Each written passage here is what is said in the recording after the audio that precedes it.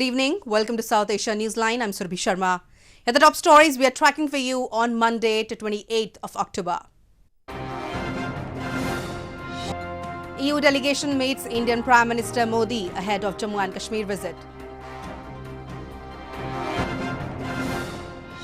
Former Pakistan Prime Minister Nawaz Sharif's health worsens.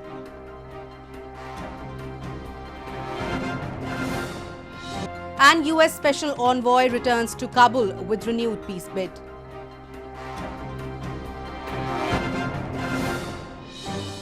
And now for all the details. A delegation of over 25 European Union lawmakers on Monday met Indian Prime Minister Narendra Modi in New Delhi ahead of their planned visit to northern Jammu and Kashmir. Their visit comes as the international gaze was turned towards Jammu and Kashmir after the Indian government revoked the special status granted to the erstwhile province in August.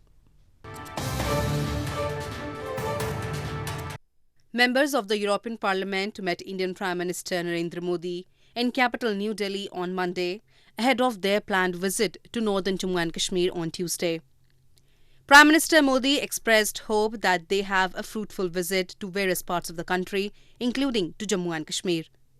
Their visit to Jammu and Kashmir should give the delegation a better understanding of the cultural and religious diversity of the region of Jammu, Kashmir and Ladakh, apart from giving them a clear view of the development and governance priorities of the region. An official statement read, talking about the need to strengthen engagement with EU on regional and global matters, Prime Minister highlighted the importance of close international cooperation to fight terrorism.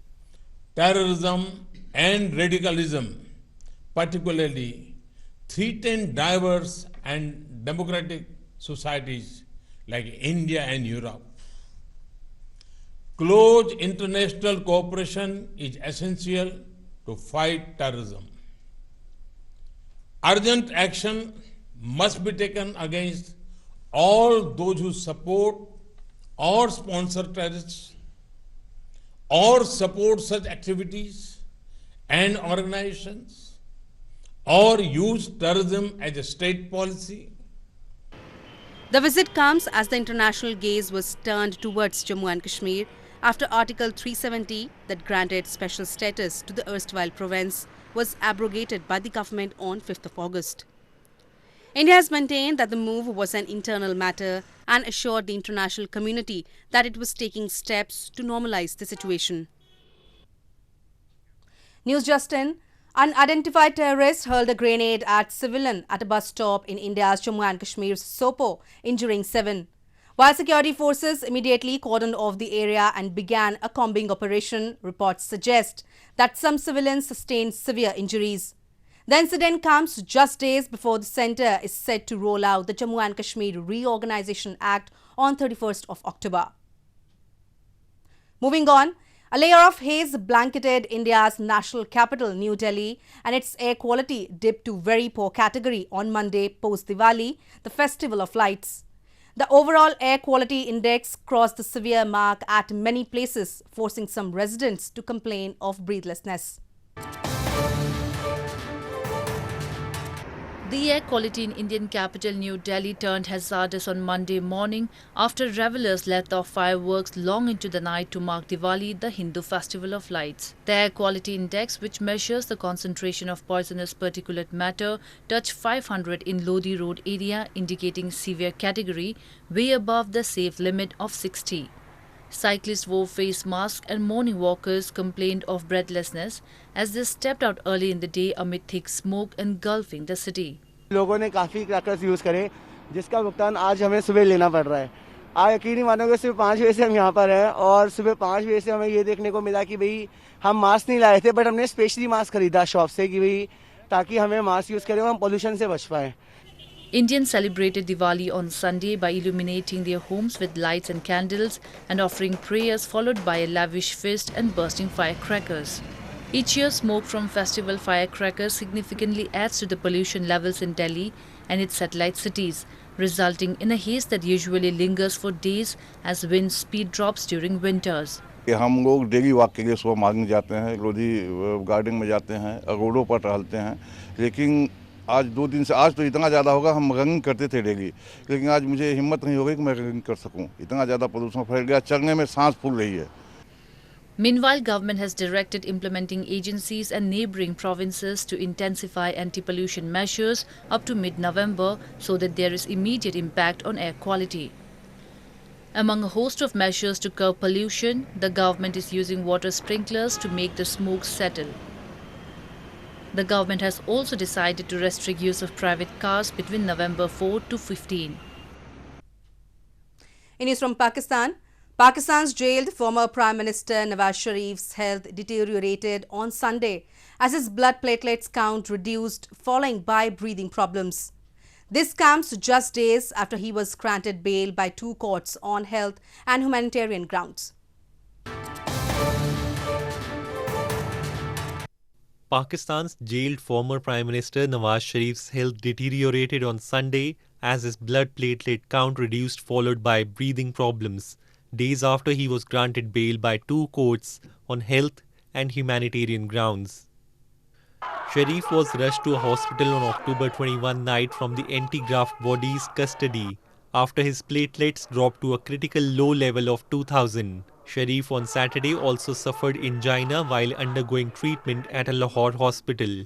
The Islamabad High Court had on Saturday granted bail to Sharif in the Al Azizia corruption case till October 29, in which he is serving a 7-year imprisonment. He had also secured bail in the money laundering case from the Lahore High Court.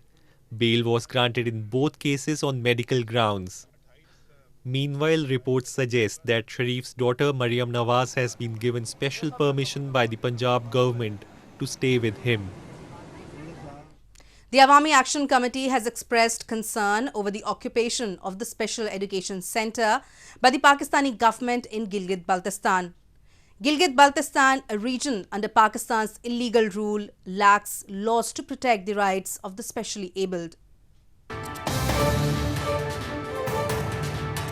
Chairman of Awami Action Committee, Maulana Sultan Rais, has expressed concern over the occupation of the premises of the Special Education Centre by the government in the illegally occupied region of Gilgit-Baltistan.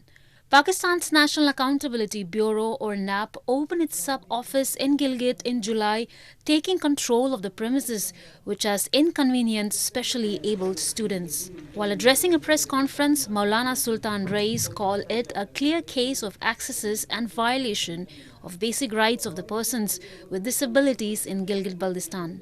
लेकिन इन special अफराद के लिए कोई मौका कहीं पर मुयसर नहीं है। गवर्नमेंट ऑफ गिलगित बल्तिस्तान ने न इस तनाजुर में कोई इक़दामात उठाए हैं, लिहाजा एक ही इदारा जो इनकी बेहतर मुस्तकबिल के लिए बना उसके ऊपर भी काबिज होना ये हमारे लिए पूरी इस गिलगित बल्तिस्तान इस खत्ते के लिए लम्हा फिक्री है। The Special Education Centre also houses the only hostel for the specially abled students in the region, which NAP is not agreeing to vacate despite several requests. Gilgit-Baltistan, a region under Pakistan's illegal rule, lacks laws to protect the rights of the specially abled. In news from Afghanistan, US President Donald Trump's top negotiator for Afghanistan, Zalmay Khalilzad, on Sunday briefed Afghan president on peace efforts on his first trip back since US President Donald Trump ended talks with the Taliban.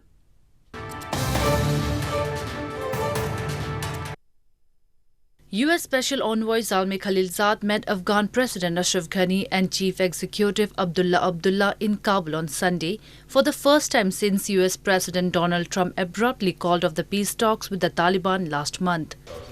The meeting focused on reaching a permanent ceasefire and concerns over delays in talks, with the politicians calling on the US to resume talks with the Taliban, local media reports said. The Afghan government has made assurances that a comprehensive delegation is prepared for the intra-Afghan talks and considers the ceasefire to be one of the preconditions to start talks. Talks with the Taliban on a plan to withdraw US troops from Afghanistan in exchange for Taliban security guarantees were halted by Trump last month following the death of a US soldier and 11 other people in a Taliban bomb attack in Kabul.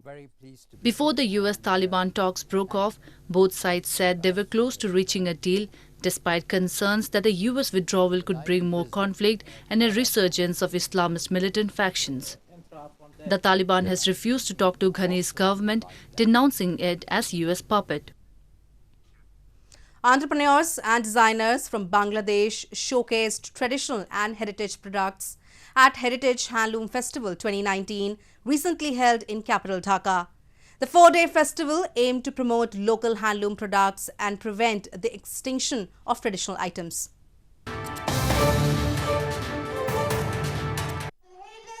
Entrepreneurs and designers from Bangladesh showcased traditional and heritage products at Heritage Handloom Festival 2019 in capital Dhaka last week.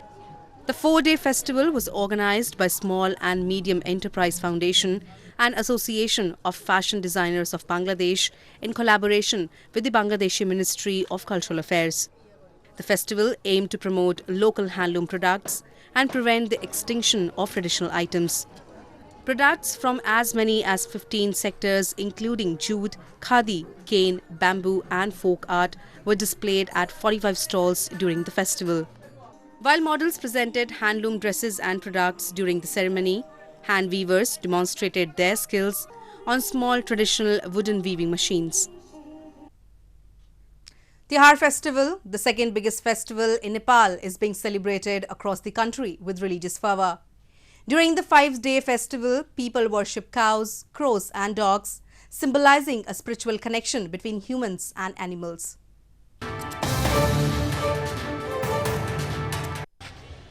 The Festival of Lights, Tihar, also known as Deepavali, the second biggest festival in Nepal, is being celebrated across the Himalayan nation with religious fervour.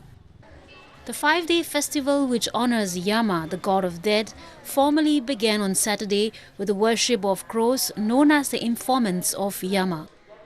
On the occasion, people offered food to crows as part of rituals of Tihar festival, which also worships animals as well as a human body. The festival is also known as Yama Panchak, as it is celebrated for 5 days. यमा पञ्चकको पहिलो दिन भनेर काग तिहारलाई लिने गरिन्छ अनि आजको दिन चाहिँ हामीले कागलाई मनपर्ने खानाहरू अनि कागलाई चाहिँ पूजा गरेर कागलाई याद गरेर पूजा गरेर अनि उसलाई मनपर्ने खाना मासुहरू चढाएर पूजा गर्ने गरिन्छ. Apart from crows, cows and dogs are also worshipped during Tihar festival, which symbolizes a spiritual connection between humans and animals. Goddess Lakshmi, the Hindu goddess of wealth and prosperity, is also offered prayers during Tihar. People elaborately decorate their houses and workplaces and also light lamps during the Festival of Lights. Tourists have started returning to Kashmir Valley almost 2 weeks after the authorities lifted the travel advisory from India's Jammu and Kashmir, which was imposed in August due to security reasons.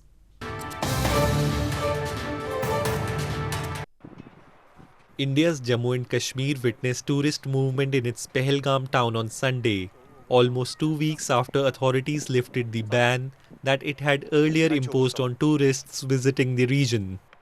Thousands of Indian tourists, pilgrims and workers had left the region in August after authorities issued a security alert over possible militant attacks by Pakistan-backed groups.